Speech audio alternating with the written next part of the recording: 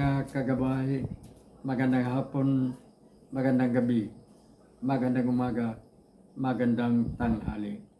Saan man tayo naroroon, ano man ang ating mga ginagawa, una at higit sa lahat, ating ialay ang ating mga sarili sa ating Panginoon. Sa loob lamang ng ilang sandali, ating damhin ang presensya ng Diyos. Sumasa atin ng pagpapala, ang biyaya, ang pag-ibig at ang kapayapaan ng Ama, ng Anak at ng Espiritu Santo, nabubuhay at naghari, iisang Diyos, magpasa walang hanggan. Mga kagabay, napakasilan ng isyong ating tatalakayin sa araw na ito. Kasama sa ating episode na ito ng ating Gabay Kaigay. Sa totoo lang, hindi tayo karapat-dapat upang tatalakayin ang isyong ito.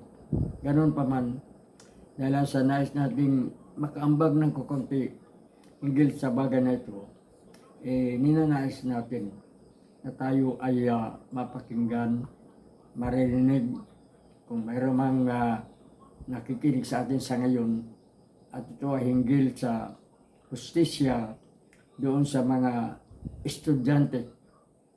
Sabihin na natin mga estudyante dahil halos lahat ng mga pangyayari naganap sa mga school. Sa Tacloban City, sa Cavite, sa Negros Oriental, at sa iba pang mga schools. Higit sa lahat, yung nangyari sa Tacloban City. Ang pagkaroon ng patayan sa loob ng paaralan na kung hindi tayo nagkakamali, nasundan din kaagad. Alam niyo mga kagabay, ito ay isang bunga ng tinatawag nating computer addiction, ng tinatawag nating digital addiction. At habang ito nga ay napakahirap sapagkat ang involved mga batang ayon sa batas, yung tinatawag nating Anti-Juvenile Act ay yung batas ng Kongreso sa magiging parusa sa mga kabataan na saan marami ang exempted dahil nga sa mga bata ang karamihan sa, o kung hindi man bata, higit lang sa sabihin natin nakaangat lang ng kukunti doon sa nasasakupan ng Juvenile Act. Juvenile, ito ay hinggil sa mga bata.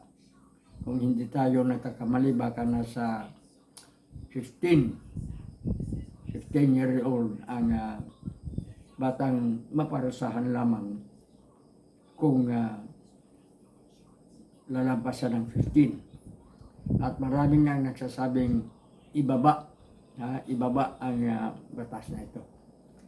Minsan nga napanood natin sa telebisyon, medyo hindi rin natin nagustuhan yung sinabi ng isang ng mga mambabatas na dapat ikulong magiging ang ibang mga magulang. Totoo, dapat ikulong ang sinumang kriminal.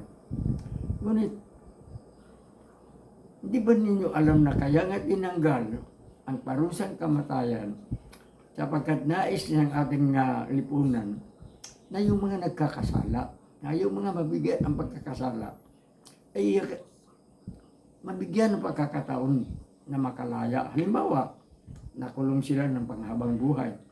Pero sa loob ng kulungan, nagiging mabait sila, nagbago sila, gumanda ang kanilang pananaw sa buhay, mabibigyan sila ng kanilang kalayaan.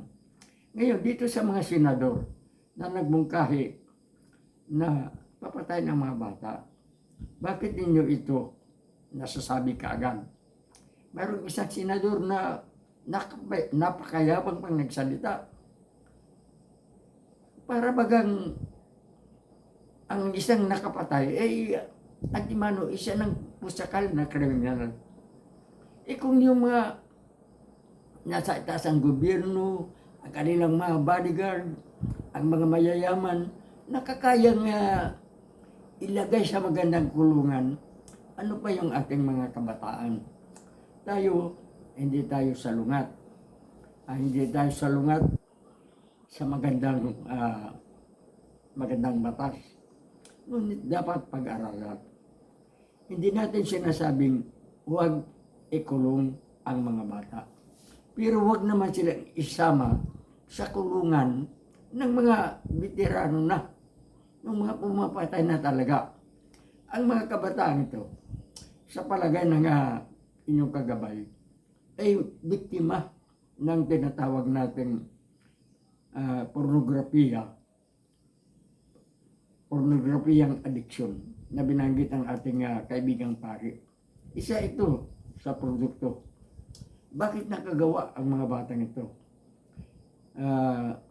Ilang taon ba ang grade 7? Siguro nasa 13, 14, o ang grade 8 hanggang 15. So wala pa sila sa batas. Pero hindi natin sinasabi.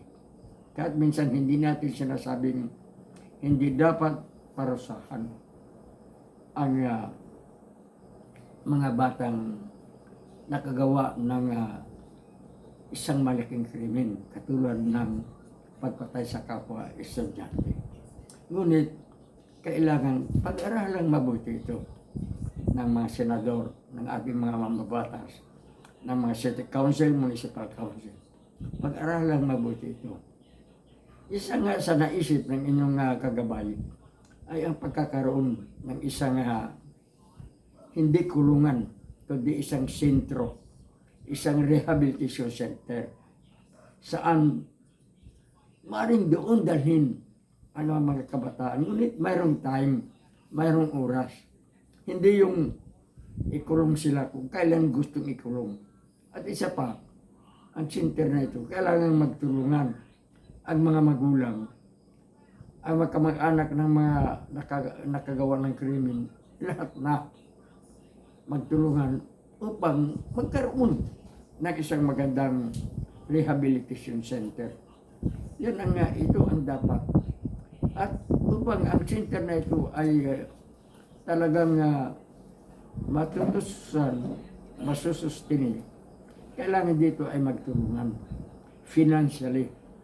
Halimbawa, yung mga magulang na ang mga anak involved sa mga kasong kriminal, pagpatay halimbawa, sapagkat ito ang nangyayari ngayon sa maraming mga schools, magbigay ng halaga, magbigay ng rehabilitation fund, at ano-anong magagawa para namang magiging isang magandang rehabilitation center ang naturang silungan. Huwag naman natin silang dalhin sa mga kulungan. Nakakaawa ang mga bata. Kung yung mga big time politician, big time criminal, kaya natin ilagay sa isang espesyal na kulungan. Ano pa yung mga kabataan na higit ng kailangan ng pag-aalaga nating mga matatanda. Totoo, napakasakit ng kanilang mga ginagawa. Halimbawa man mangyari yan sa anak ni Kaiga, sa apo ni Kaiga, halimbawa man, abay talagang napakasakit. Ngunit, hindi natin dapat, hindi natin tuligsain ang mga kabataan ito.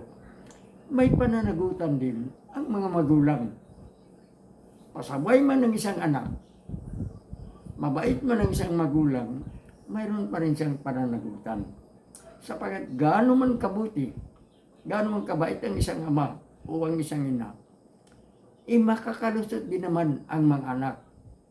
At higit sa lahat, lalong-lalo na sa may mga kakayahan, sa mga nais itatago ang kasalanan ng kanilang mga anak, nandoon yung mga nagkakasala. Pero hindi dapat, huwag silang tuligsain. Ito ang ipinaglalaban ng inyong kagabay. Huwag silang tuligsain.